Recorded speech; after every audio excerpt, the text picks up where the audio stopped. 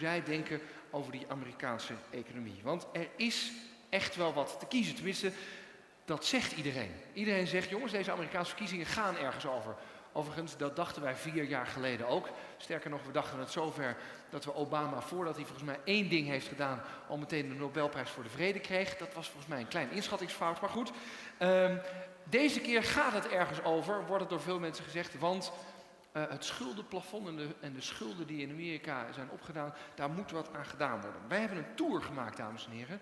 Een tour rondom de topdogs van verschillende beleggingsinstellingen. En ik heb ze gevraagd deze zomer wat zij nou vinden van de huidige economische situatie. We zijn echt naar de topmannen gegaan van Goldman Sachs, van JP Morgan, van PIMCO, van geeft. Dat is overigens een licht radicaal denkende Fransman. Ik zal hem straks aan u voorstellen. En we hebben ze via Skype benaderd en gevraagd, wat vindt u nou van de volgende situatie? En ik zou u een kleine tour de horizon willen geven over wat deze mensen gezegd hebben. Mocht u nou meer willen weten, ga dan even naar fondsevent.nl/video. We beginnen, dames en heren, deze tour van deze goeroes met Jim O'Neill. U allen bekend, Goldman Sachs Asset Management, de baas daarvan. Met een voor fondsbeleggers toch wel een precaire vraag kwamen wij achter in deze zomer. Namelijk, je mag ze niet zomaar vragen naar politieke voorkeuren. En dus stelde ik Jim O'Neill de volgende vraag. Even kijken. If not Mitt Romney or Barack Obama would be voted next president, but you, Jim O'Neill, what would you do? I would declare that I was going on holiday for 4 years.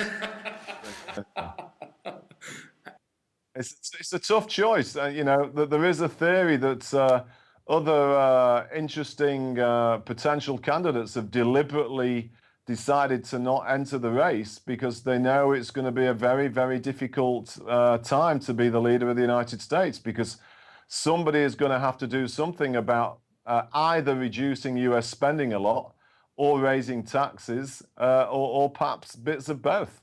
It's not going to be easy. It never is in a democracy. Ja, het is nooit makkelijk in een democratie en Jim O'Neill zou meteen op vakantie gaan op het moment dat hij gekozen werd. Overigens, ik denk overigens ook dat Jim O'Neill meer verdient dan Obama per jaar. Wat weet u wat Obama verdient per jaar?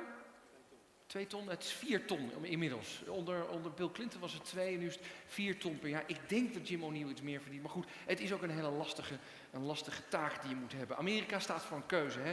Aan de ene kant snijden in de kosten, verhogen van de belastingen of beide een beetje. Nou, lastige keus.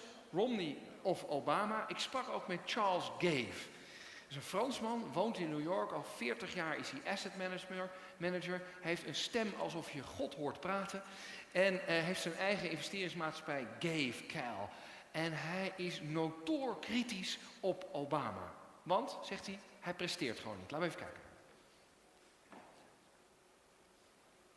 Well, basically, look, it's the weakest recovery on record in the US. The guy has doubled the debt. So how can I be, if you look at the results, it's absolutely appalling. You have the highest number of long-term unemployed in the US ever, and he hasn't done anything. Hij heeft er gewoon helemaal niets aan gedaan. Ergens anders in het interview zegt hij het helemaal mooi. The only thing he has done is talk, bla bla bla bla bla. But he doesn't deliver anything, als dus Charles Gave. Ik sprak ook met Samuel Powrick. Hij is een van de topmensen van PIMCO.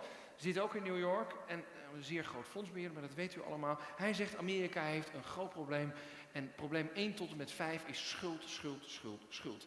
Amerika heeft in normale omstandigheden nog nooit zo'n schuld gehad. You know, the imbalance between government revenues and government spending in the US has never been greater. And especially considering that we are in the 3rd year of an economic expansion, the size of the public sector deficit in the US at around 9 percentage points of GDP is unheard of outside of wartime expenditures. So the political ramifications of what happens to both the spending as well as the tax collection of the US government going forward is going to have very significant implications on short-term and longer-term economic prospects. Ja, belangrijk dus deze verkiezingen, maar dat wordt altijd al gezegd. Dit zijn de verkiezingen van de eeuw, dat dachten we de vorige keer ook. Is dit hem nou echt? Zijn dit nou echt de verkiezingen van de eeuw? Gaat er echt iets veranderen met een andere president aan het roer? Charles Gave.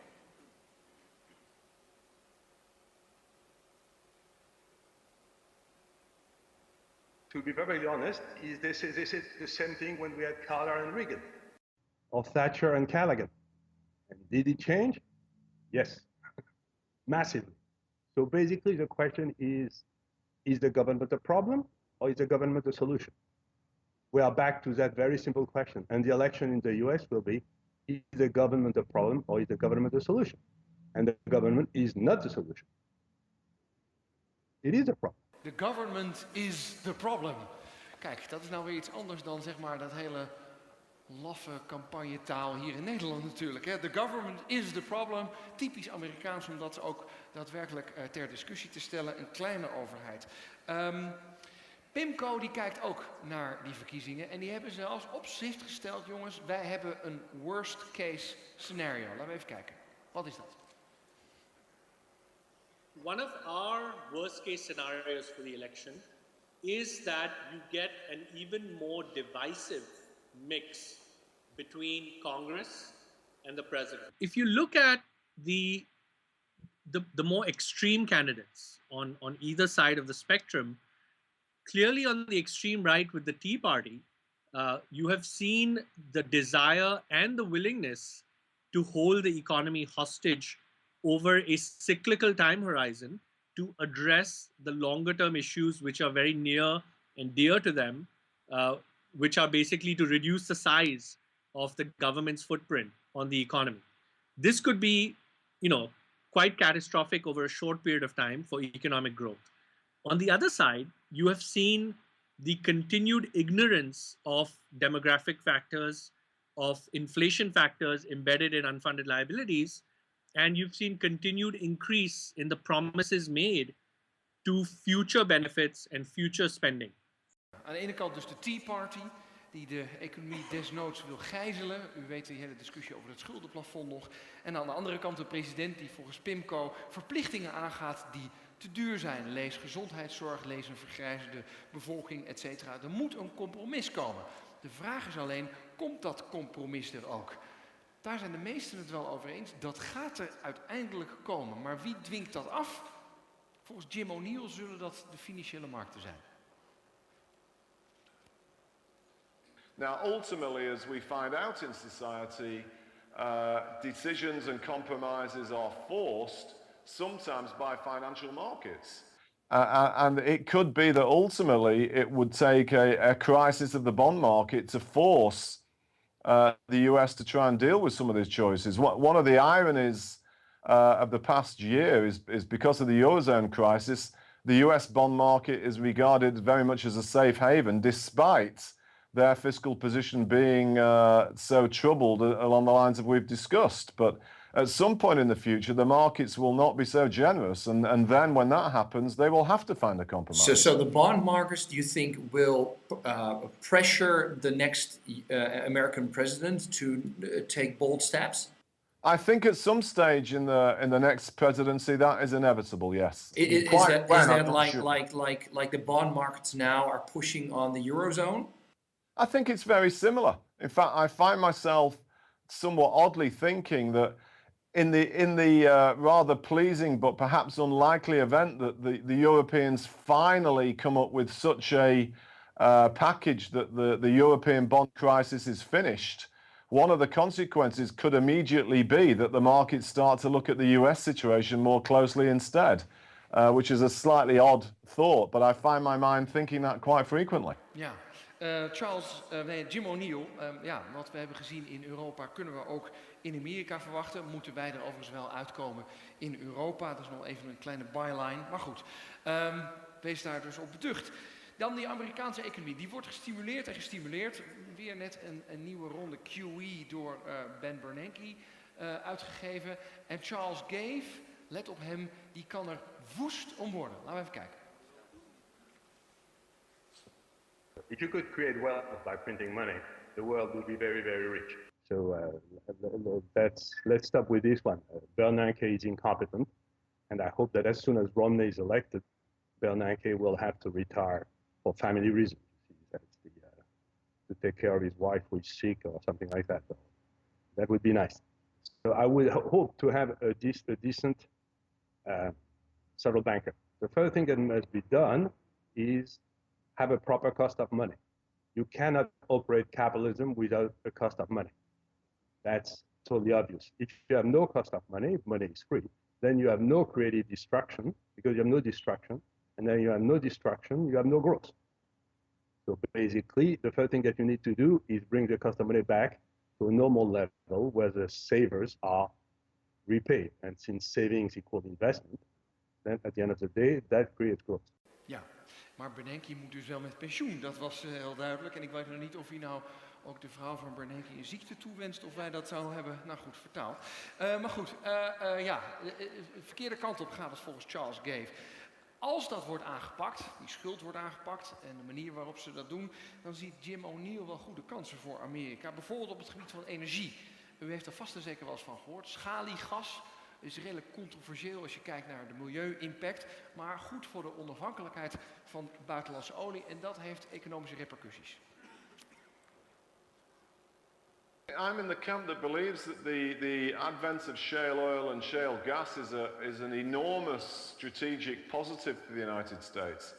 And I think it suggests that over the next 10 to 20 years, the US is going to be much less dependent on importing its oil and energy needs from elsewhere in the world. So I think this is another really big advantage for the US, both in terms of manufacturing, but also in terms of some of the geopolitics and the many complex issues that have surrounded that for a large part of my professional career. Ja, de vraag is alleen, wat gaan we dan met dat geld doen dat het oplevert? Gaan we dat weer aanwenden om consumptie te stimuleren of wordt er geïnvesteerd in dingen die later weer geld gaan opleveren? Bijvoorbeeld innovatie en scholing. Even naar Samuel Pakir. There's a couple of things. On the purely economic front, the choices that the US government has to make, or the future politicians of the US have to make, is about how to best use the tax revenues of the economy to propagate future economic growth. Now, when we look at the last few years, not just the last 3 or 4 years, but really the last decade of US fiscal policy, what you find is fiscal policy has continued to be very short-term oriented and has continued to stimulate consumption and not really focus on investment. Can you give an example of that?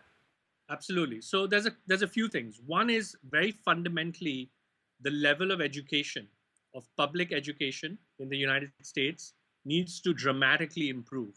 We have seen for over 2 decades now that US competitiveness at the primary and secondary school level amongst global scores has been declining and declining very consistently. Samuel zegt is van je moet gaan investeren in dingen die later weer geld gaan opleveren. De Verenigde Staten moeten concurrerender worden. Grote uitdagingen daar dus, maar ook kansen. Aan de andere kant kijk bijvoorbeeld naar China. De snelle groeien van het afgelopen decennium. Wat is de kans, vroeg ik, dat China over 10 jaar economisch groter is dan Amerika? Dat vroeg ik aan een nieuwe ster aan het firmament, tenminste hier in deze rij van goeroes, Dan Morris, vice-president van JP Morgan Asset Management. En hij zegt, inderdaad, over 10 jaar zou het best kunnen zijn dat China groter is economisch gezien dan Amerika. Maar hij haalt er wel zijn schouders over op. Possible sure probability. I think the thing that's important to keep in mind, though, is that the growth of the emerging markets is a good thing. I mean, that means that there's more demand for European products, there's more demand for US products, there's opportunity for investment. I mean, I think it's clear that for the developed world, by definition being developed, you don't have the same potential for return on investment because they're already really advanced fairly long ways down that path. So this is something that benefits everyone essentially. So I don't think we should view the growth of China or the growth of the emerging markets and really fundamentally in a negative light. There's always challenges that's going to raise, but in the end, we want to have growth as opposed to not having growth. Ja, dus kortom, het maakt eigenlijk niet zo heel veel uit of Amerika nou 1 of 2 is. Als die andere markt maar groeit, dan heb je daar weer profijt van. Charles Gave kijkt er iets anders tegenaan.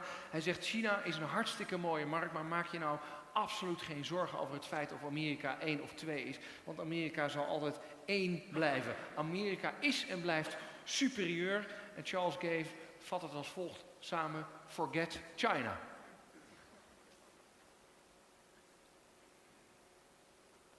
Forget China. Well, we're entering in a knowledge-based economy, where all the wealth is created by astute users of knowledge, new inventions. Look at the wealth creation over the last 10 or 15 years.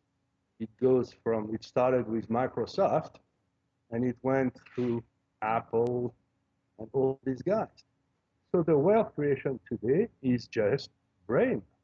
That's it. And America is the continent which is best equipped to make money of those brains. Not only that, but 65% of the best universities, according to the Shanghai ranking of universities, are in the US. So not only is it not best equipped, it has a monopoly. I've never seen a country in history have such a monopoly of knowledge. Ja, het heeft een monopolie van kennis en heeft dus de uitgelezen positie om nummer 1 van de wereld te blijven. Laten we dat vragen aan Jim O'Neill, die de term BRIC ooit natuurlijk heeft bedacht als landen die snel opkomen. En de C van China zit daar inderdaad in. Hij ziet, en dat is wel opmerkelijk, hij ziet behoorlijke uitdagingen voor China. Want daar zijn dingen ook hard aan het veranderen. Jim O'Neill. This era that China is entering is now really quite critical for its long-term development and indeed as to whether it will become the biggest economy in the world. Because it's all about whether China can have its growth being successfully led by its own consumers as opposed to exporting to the rest of the world and having a lot of state-directed investment. Obviously, while some areas of the Chinese consumer have been very strong already, particularly for the luxury goods sector, to make that shift is not straightforward. But that is the big core challenge facing China. And indeed, because of China's importance for the rest of us, probably the biggest challenge in the world, in my view. Ja, de grootste uitdaging in de wereld is hoe gaat China het redden de komende tijd. Toen ik Dan Morris sprak van JP Morgan, haalde ik een aantal artikelen aan. Ik zei het net al tegen u, van die artikelen die zeiden Amerika is als het Romeinse empire langzaam in elkaar aan het storten. Ook daar haalde Dan Morris zijn schouders over op. Hij zegt, ach, dat is al lang voorbij. Laten we even kijken. There's been these, at times, say pessimistic outlook or despair in the U.S. It was Japan at one point in the 80s, and then it was China and so on. And I think one thing that really has to be acknowledged is the U.S. economy, this dynamism, this flexibility in the U.S. economy has ultimately always brought it through these changes in relative competitiveness and so on. And I think that's the key thing. It's more important to have the ability to adapt than necessarily to have just a single capability to produce a product or a type of service, because the demand for that may change and you are still producing the same product that maybe isn't in demand anymore, and so you need to adapt. And I think, again, the U.S. is still one of the best economies when it comes to that adaptability. Flexibility en adaptability, daar heeft Dan Morris het over. Amerika past zich altijd aan, is flexibel en zit vol met slimme mensen. Moet alleen één groot probleem even wegwerken en dat is namelijk die schuldenberg. Waar heb ik dat nou eerder gehoord? Goed, als laatste dames en heren. Wat moeten wij hier nou mee als beleggingsadviseurs?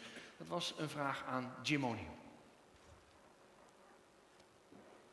You know, my main advice to investors, particularly retail investors, is try to not get caught up in the emotion of the remarkable headlines which we get from the world's media by the minute these days.